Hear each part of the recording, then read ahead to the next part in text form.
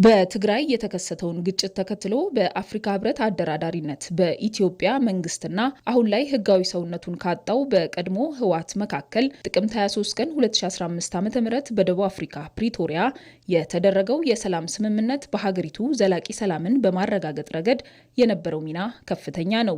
ይህን ታሪካዊ ስምምነት ሙሉ በሙሉ ወደ መሬት ለማውረድም በተጀመሩ እንቅስቃሴዎች በትግራይ ክልል መሰረታዊ አገልግሎቶችን መልሶ ከመተካትና የጊዜያዊ አስተዳደሩን መዋቅር ይበልጥ አካታች ከማድረግ አንጻር ጉልህ ስኬቶች ተመዝግበዋል። ሆኖም ግን የሰላም ስምምነቱ ያልተዋጠለትና ስምምነቱን እንደ ጊዜያዊ የእፎይታ ጊዜ የቆጠረው የህወሓት ቡድንም ሀገርን ለመበጥበጥና የትግራይን ህዝብ ሰላም ለመንሳት ጊዜያዊ አስተዳደሩን ከማፍረስ ጀምሮ በርካታ ህገወጥ ተግባራትን ሲያከናውን ቆይቷል። የፕሪቶሪያ ስምምነት በዋነኛነት ቲፒኤልኤፍ ትክክለኛ ለሰላም የቆመ ቢሆን ኖሮ ለትግራይ ህዝብ ለቀጠናውም በአጠቃላይ ለኢትዮጵያ ፍቱን መድኃኒት ነበርና ይሄ አልሆነም።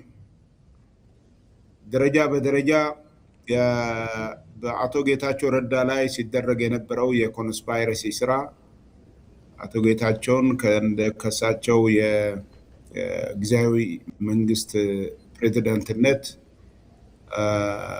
ለማንሳት ተጠቅመውበታል።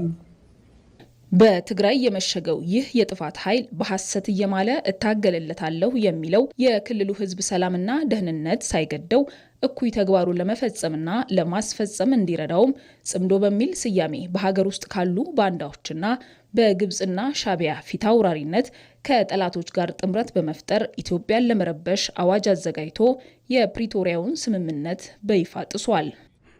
ይህንን አሁን በኢትዮጵያ የፖለቲካ ሁኔታ የኢትዮጵያ አሁን ጽምዶ ብሎ የመሰረቱት ወያኔና ሻቢያ ምንድን ነው? ምን አተው ነው? ምን ጎሏቸው ነው እነሱ ጽምዶን የፈጠሩ የሚል ነገር ማየት ተገቢ ነው የሚሆነው። ወያኔ ለብቻው፣ ሻቢያም ለብቻው፣ ምናልባትም ሁለቱም በጋራ ሆነው የኢትዮጵያ መንግስትን ችግር ውስጥ ለመክተት ቢፈልጉ አይችሉም። ወያኔ የኢትዮጵያ ፌዴራል መንግስትን መቋቋም አይችልም ብቻውን። ምክንያቱም መጀመሪያውኑ ጦርነቱ ሲጀምር የፌዴራል መንግስቱን በተለያዩ የሱፐር ኢጎ ወይም ደግሞ የነሱን አቅም በሚገባ እንደ ወታደር ገምግሞ ሳይሆን አዲስ የተመሰረተ መንግስት ስለሆነ በቀላሉ ልንጥለው እንችላለን ብለን ነው ያን ሁሉ ጦርነት አውጆ የሰሜን እዝን በተኙበት አርደው ከዛ በኋላ የጀመሩት። እነዚህ ኃይሎች ይህ የጥፋት መንገዳቸው ቢሳካላቸው ኢትዮጵያን ማፍረስ ከጀመረችው የልማት ጉዞ ማደናቀፍና ያነሳችውን የባህር በር ጥያቄ ወደኋላ ለመመለስ ያለመ ነው። የፕሪቶሪያ ስምምነት ከፈረሰ በኋላ ሁለቱም በጋራ የሚያደርጉት ነገር የኢትዮጵያ መንግስት የተረጋጋ ለልማት የሚንቀሳቀስ እና የተረጋጋ ሰላም በኢትዮጵያ እንዳይኖር የሚያደርጉ ናቸው። ከተለያየ ፍላጎት ይነሱና የኢትዮጵያ መንግስትን የመረበሽ ተግባር ውስጥ ይገባሉ ማለት ነው። የኤርትራ መንግስት የፕሪቶሪያ ስምምነትን የማፍረስ ብቻ አይደለም። ሁለተኛ ሌላው ስጋቱ ምንድን ነው? የኢትዮጵያ መንግስት የባህር በር ፍላጎት ስላለው በዚህ የባህር በር ፍላጎትም የተለያዩ አይነት ነገሮችን ሊያደርግብኝ ይችላል በሚል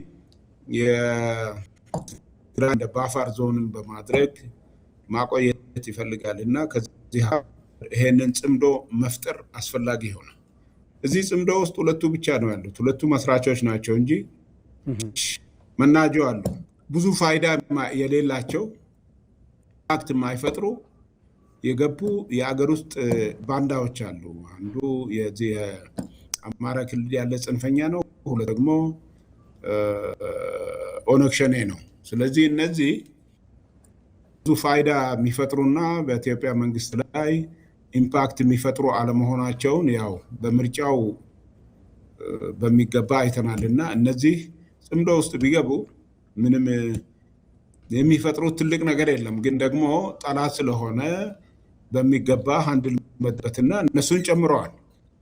በትግራይ የመሸገው የጥፋት ቡድን የጀመረው አደገኛ አካሄድ የትግራይን ሕዝብ ሰላም ከመንሳትና ሀገርን ከመበጥበጥ ባለፈ ምንም አይነት ፋይዳ የለውም። በመሆኑም የትግራይ ሕዝብ ይህንን እኩይ አካሄድ በጽኑ ሊቃወምና ከሰላም ወዳድ ኃይሎች ጋር በመቆም ሊታገለው እንደሚገባም ተመላክቷል።